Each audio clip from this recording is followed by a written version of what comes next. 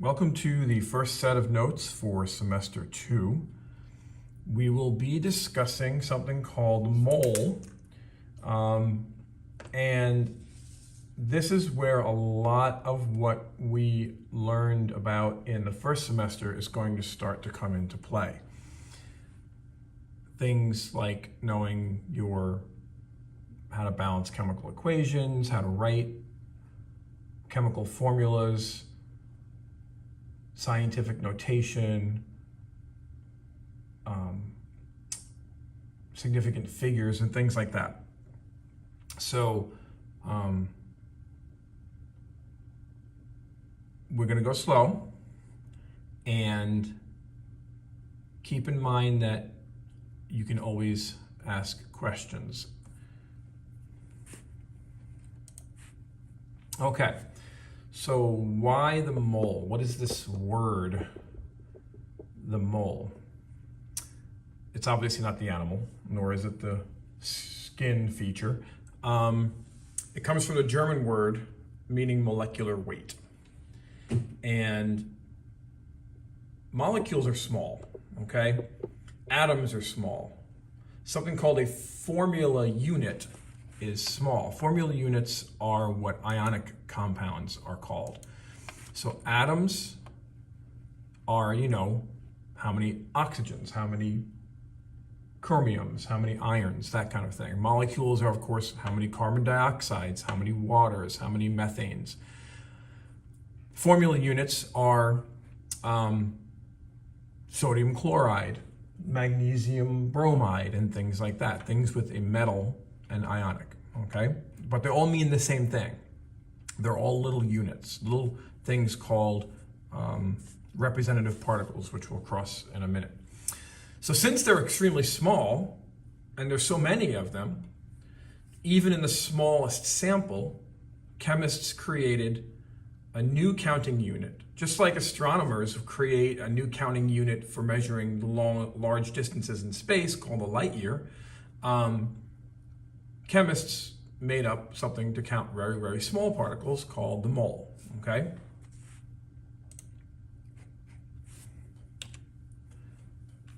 So what is a mole? Like I said, it's a counting unit, and it's equal to this number. Obviously, this is a very, very big number. 6.02 times 10 to the 23rd. That's a lot of zeros. Because in atoms, you've got quite a large number in a very small sample. And they need to be able to manipulate this number easily, so we use scientific notation.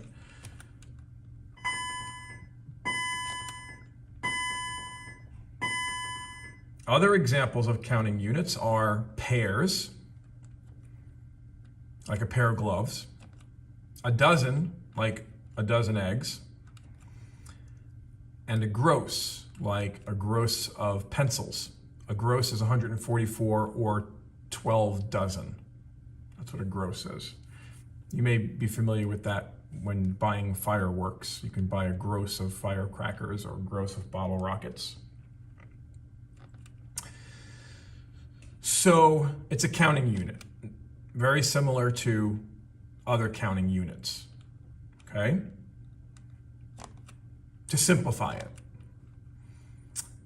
So a mole of anything contains that number, 6.02 times 10 to the 23rd particles. A mole of anything, a mole of water, a mole of copper, a mole of helium. Doesn't matter what it is, it has that many particles in it, okay? And that number was experimentally determined, and it's called Avogadro's number. And believe it or not, that is a picture of, or a painting, or an etching of the man, Avogadro, who helped come up with this number.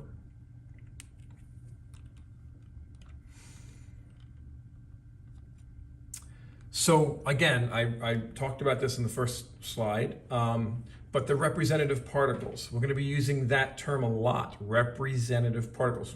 It may seem complicated or whatever, but really it's simple.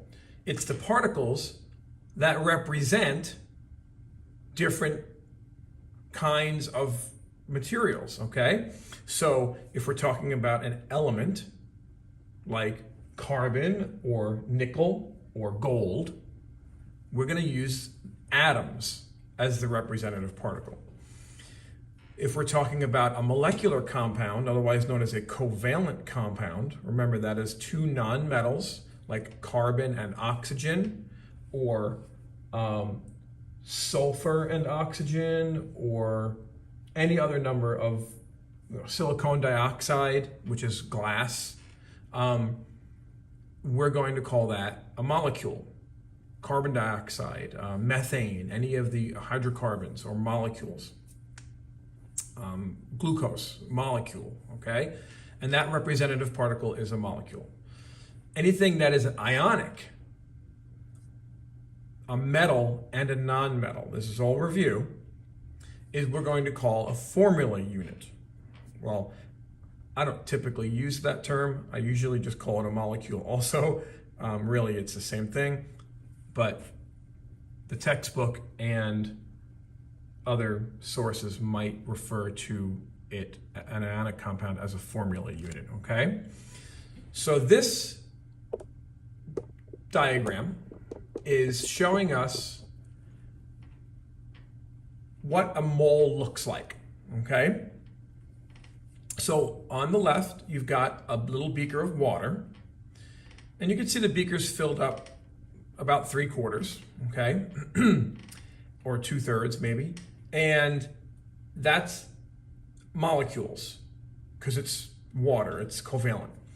And in that sample, you have 6.02 times 10 to the 23rd particles, representative particles, or 1 mole. In that coil of copper, in the middle, we're talking about individual atoms. That coil of copper contains 6.02 times 10 to the 23rd representative particles, or 1 mole of copper. And then on the right side, in that dish, you've got sodium chloride, which is ionic, because it has a metal, sodium.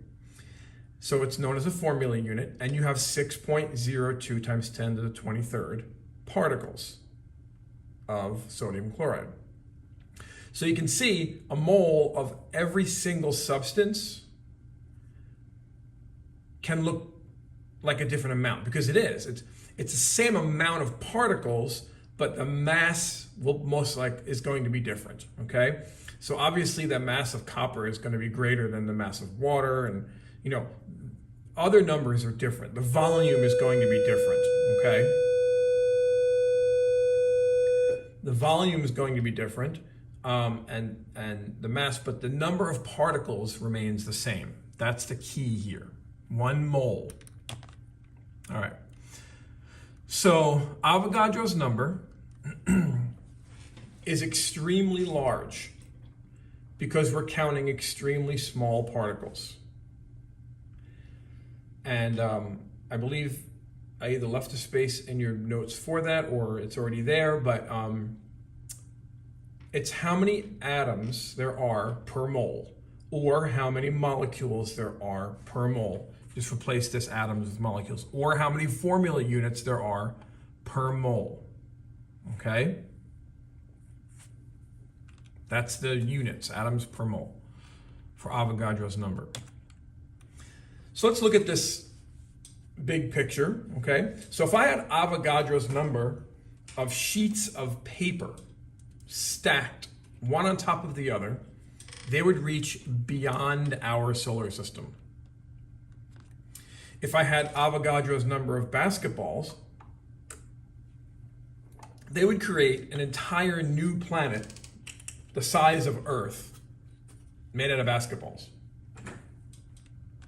And if I had Avogadro's number of pennies and decided to give away $1 million every day to every person on the earth, it would take more than 3,000 years to distribute all that money.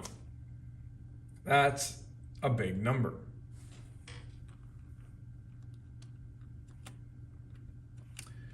So we're going to go back to our discussion question that we had at the beginning of the class that you were supposed to answer.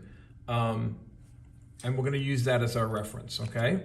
as our anchor, so to speak. How many roses would you have if you bought 3 dozen roses?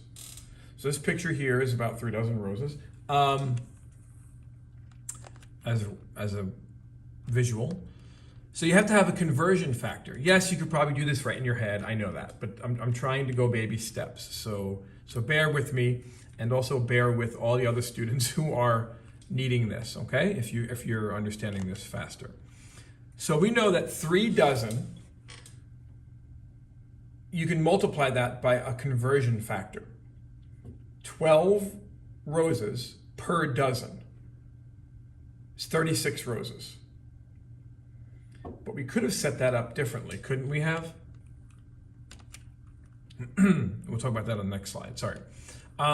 This is in your notes. I used to have students copy this down, but that seems like a waste of time. So I just put it in your notes for you, okay? And you should highlight it and make, mental note of where it is, because it's a really useful tool for solving some problems, okay? When you're trying to use these conversion factors. So I wanted to just get this out of the way so that you could always go back to this. So if you wanted to know the number of moles and you had the number of molecules, so here you have the number of molecules and you wanted to know the number of moles, you divide, and vice versa and reverse, you would multiply, and so on and so forth. So you can go from moles to grams, grams to molecules, molecules to moles, and the whole thing. And MM means molecular mass, and we get that from the periodic table, which we're going to learn about today. Okay, so just make note of this. Highlight it, put an asterisk around it, whatever you want to do. We'll be coming back to that later. Okay, so converting moles to particles and particles back to moles again. So in our previous rose example, this is what I was talking about before. You wanted to know how many roses was in 3 dozen. You had to set up the dimensional analysis relationship. So we know that there are 12 roses per dozen. So we multiply the conversion factor by our known number, 3 dozen, and we got 36, okay? And you can see here, dozen roses and dozen roses cancel out. Whatever you want to cancel out is on the bottom, and whatever you want your answer to be in, roses and roses, not dozen roses, single roses, is on top. I'm going to be saying this a lot, okay? Because you're going to be confused, trust me. You're going to be always wondering which one goes on top and which one goes on the bottom, which is your numerator and which is your denominator. Whatever you want goes on top. Whatever you want to cancel out, just like in math, this is simple math, goes on the bottom, okay? Because here, this is the first example.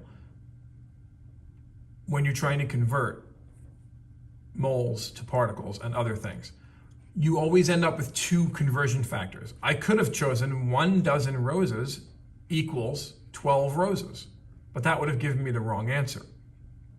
So you have to know which conversion factor to use every single time, okay? Now this example is in your notes. I do not want you to copy it. You can make, obviously, notes around it, highlight things or whatever, but don't copy anything, okay? So let's suppose you wanted to determine, let's take the rose example and move it to a chemical example, okay? And you wanted to determine how many particles of sucrose, which is table sugar, it's 2 glucoses bound together. How many of those, how many particles, how many representative particles are in 3.5 moles of sucrose?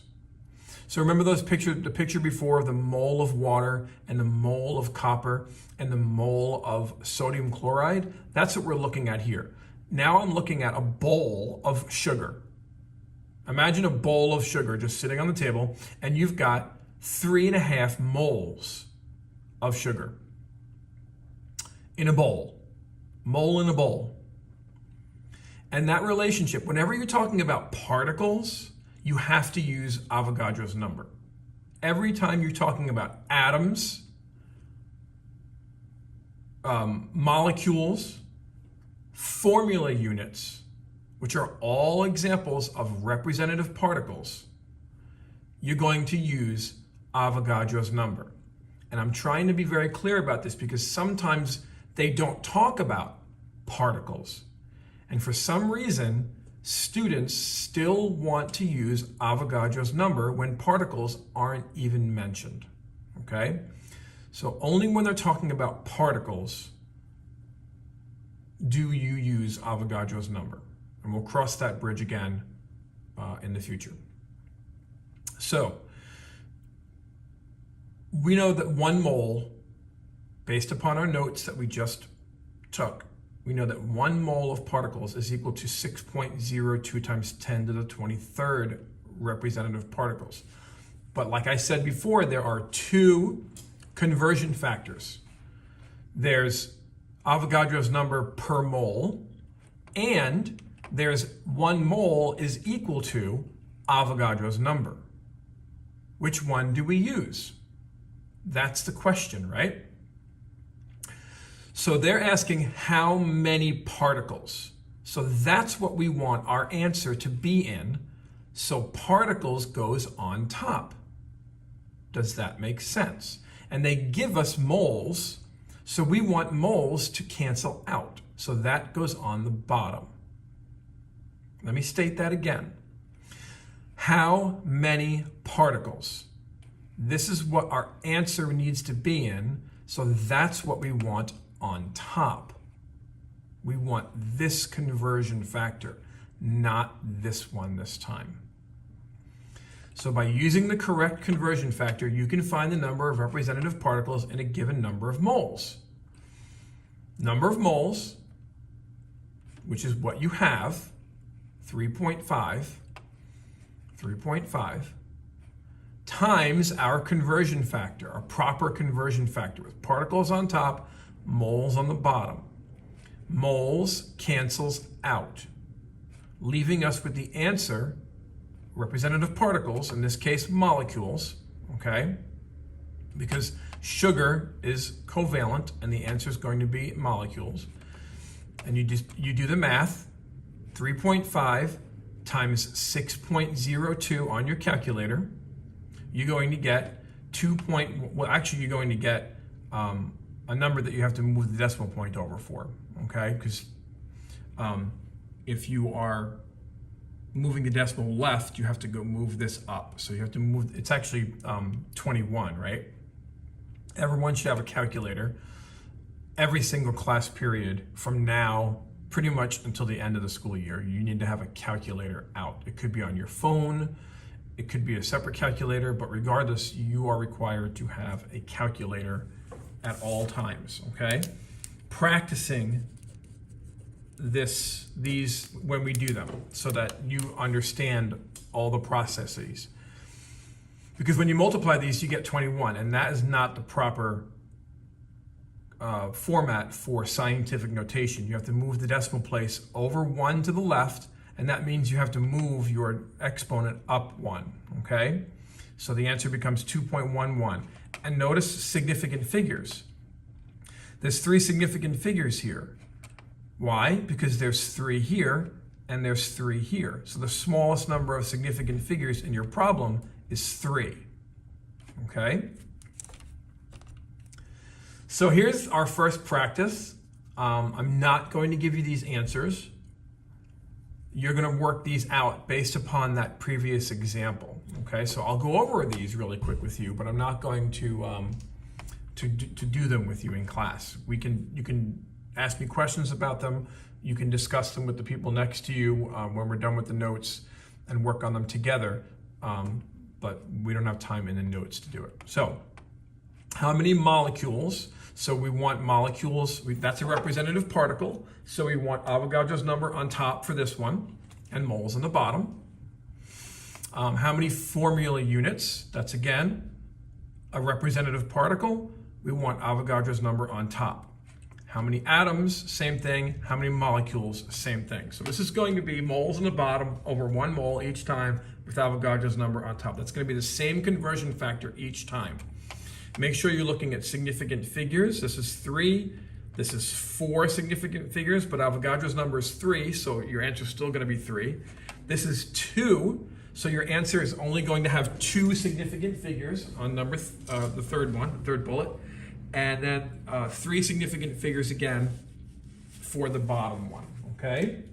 When you're doing your math. Okay, and those are the answers. You can come back and look at them later if you want to look at this video again. Okay, so how do we go the opposite direction? Let's say that we are given the number of representative particles and I want to go in reverse. I want to know how many moles there are. Well, I just use the other conversion factor. Whatever I want is on top and whatever I'm crossing out is on the bottom, okay? It's the inverse of Avogadro's number in a conversion factor, it's just the opposite, okay? So for example, instead of knowing how many moles of sucrose you have, suppose you knew that a sample contained this many molecules.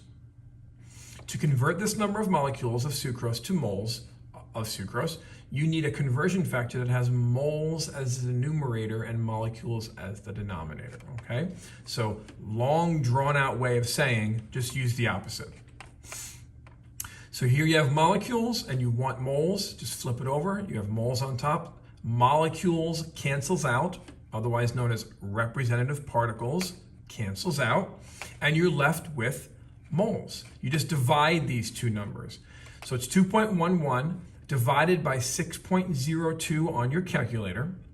And then what do you do with exponents when you divide?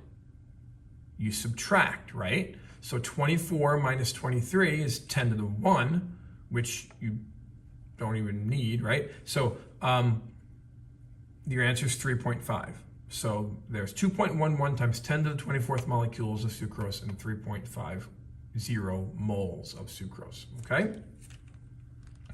And then here's some practice problems again, which you're going to work on after the notes are over. You're going to work on these using the references in your notes that are given as guides on how to do this. So how many moles? Moles is going to be on top. Atoms is representative particles, so that's going to be Avogadro's number on the bottom. You want that to cancel out. Same here. Moles over representative particles, moles over representative particles for water, and formula units are representative particles for ionic compound, which is calcium hydroxide. Calcium is a metal, so we know it's ionic. That's why it's formula unit. And you're going to do the same process to get those answers and put them in your notes, okay? So you've got 5 practices there to work on. And I'm planning on giving you time at the end of the period to work on these if we should have time. All right, and before I continue, that's one of the ways a lot of students lost notes on our last semester is because they filled in the blanks, but they never did any of the problems, so they didn't get higher than maybe a B on the notes. So please make that better if you're one of those students. All right, so mass and the mole to molar mass. Let's see what this means, okay? The mass of 1 mole of any pure substance is called its molar mass, abbreviated capital M, capital M. But its units are AMUs, or atomic mass units, which we'll cover that in a minute, okay? So a mole always contains the same number of particles. We know this. 6.02 times 10 to the 23rd, right? But the moles of different substances have different masses, which is what I showed you that picture of before, of a beaker of water, a coil of copper, and a bowl or dish of salt. And here's another example. Carbon. If you look at the periodic table of the elements, carbon's atomic mass is 12.011 or 12.0107. So its molar mass is 12.0107, same number as the mass on the periodic table of the elements, grams per mole. That's how many grams of carbon are in 1 mole of carbon, or 6.02 times 10 to the 23rd particles of carbon. Hydrogen has a different atomic mass. So its molar mass is its atomic mass, but with new units, grams per mole. Hydrogen is much lighter. I have the same number of particles, 1 mole, but the mass is far less than carbon. And oxygen is greater than both of them. Oxygen is 15.9994 grams per mole. That's how many grams of oxygen I would have if I had 6.02 times 10 to the 23rd particles of oxygen, or 1 mole, okay? The molar mass of any element is equal to the atomic mass, which is what we just said, but its units are now grams per mole. So for example, a lithium atom has an atomic mass of 6.941 AMUs, atomic mass units. If you look on the periodic table, it tells you this. On top of having your calculator out every class period, you also need to have your periodic table out every class period. Okay, these are tools we're going to be using every day. Therefore, the molar mass is simply changing the units to grams per mole. So if you used a scale to measure 6.941 grams of lithium, it would equal 1 mole of lithium. And here are some examples of moles. Here's 1 mole of copper, 1 mole of iron, 1 mole of aluminum, 1 mole of or zinc, 1 mole of aluminum, and in comparison to the size of a quarter, what they would all look like. And you can see there are different lengths, because different elements on the periodic table are going to have different masses. Same number of particles. This one's more dense, that's why it's smaller. This one's less dense, that's why it's bigger. But there's still going to be a same number of particles, just different densities, different masses, different volumes, okay? Same number of particles. Like I could have, to paint another picture, I could have 100 ping pong balls, right? And they would take up a certain amount of space. I could probably fit them in a small box. But if I had 100 basketballs, they would take up a lot more room. Same number of individuals, different mass, different volume, okay? All right, so molar mass. How do you figure out molar mass? If I ask you what the molar mass of something is, how do you figure it out? So the molar mass of a compound, which is different than an element, we already determined how to find the molar mass of an element. You just look at the periodic table. It's the sum of all the masses of the atoms making up that compound. So for example, what is the molar mass of the ionic compound aluminum hydroxide? So if that were a question, you would need to go back to your previous knowledge about how to name ionic compounds. Looking on your periodic table of the ions, you would see that aluminum has a charge of +3 and hydroxide has a charge of -1. So you need 3 hydroxides in parentheses to equal out the aluminum, and then this would be a neutral atom, a neutral molecule now, okay? So you write the chemical formula, and then you just use the periodic table to find the masses of each of the particles therein, each of the atoms therein, and then add them together. That's it. So aluminum, how many are there? 1. Its mass on the periodic table is 26.98. How many oxygens are there? 3. So its mass on the periodic table is 15.999. You multiply that by 3 and you get 47.997. And then how many hydrogens are there? 3. You find the mass of hydrogen on the periodic table, which is 1.008.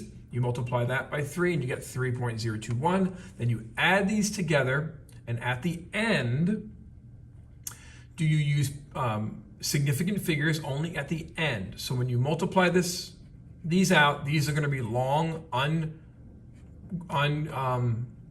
rounded numbers. And then when you add them up, you're going to use significant figures for the smallest one in your calculation. And then that's going to be 4 significant figures, not 5 like this one, 4 and 4. So your answer has to have 4 significant figures, okay? And it turns out to be that the molar mass of aluminum hydroxide is 78.00 grams per mole, because molar mass is given in grams. How many grams in 1 mole? That many, okay? So you're going to do some more practice. So determine what the molecular formula for sulfuric acid is. It's H2SO4. And add up all the masses from the periodic table. Multiply them by the number of atoms in that formula, and then you'll come up with the answer. Same for sulfur dioxide, barium fluoride, acetic acid, calcium phosphate. So this is another practice that you're going to be doing right now. And those are all in your notes, so you're going to work on those in a minute. We only have a couple slides left, I think, and then we're going to stop this. So how do I convert moles to mass and mass to moles? So the molar mass of a substance allows us to convert from moles to grams and also from grams to moles. So if I know how many moles of something I have, and I want to know how many grams of that there are, I can do a simple math conversion to figure that out, and vice versa. So for example, how many grams are there in 9.45 moles of dinitrogen trioxide? So you know that that's N2O3, right? And this is the answer, 718 grams. But how did we get to that? You have to set up a conversion factor. And I'm probably going to do this on the board for you right now. Unless I show you on the next slide, I don't remember. So how many moles are there in 92.2 grams of iron? 3 sulfide. Again, you have to know what the chemical formula is, so you're going to have to convert iron 3 sulfide into the chemical formula and determine what that is, okay? And to find out the answer is 0.443 moles, okay? So let's look at the next slide. Hold on. No, it's still more practice. Okay, we're going to continue to be practicing this. All right, and then we're going to stop on that one. So let's go back. All right, so all right, let's finish this up, and then I will go back and I'll show you how I will do I'll do a couple of these problems with you. Okay, the first ones, for example. Let's finish up here. There's a stop sign. There should be a stop sign in your notes too, but let's see. So converting mass to particles, yes. What is the mass of 3.1 times 10 to the 20th formula units of aluminum chloride? So you're going to have to convert formula units first to moles, and then moles to grams. So that's a 2-part calculation here. And I'm going to do this one with you as well on the board. So I'll do the first one on the previous slide, the dinitrogen trioxide one on the board in class. And then I will do this one as well. So, and okay. And then you're going to work on the rest of these by yourself. Okay, so I'm going to give you the first examples of the 2 problems on the board, and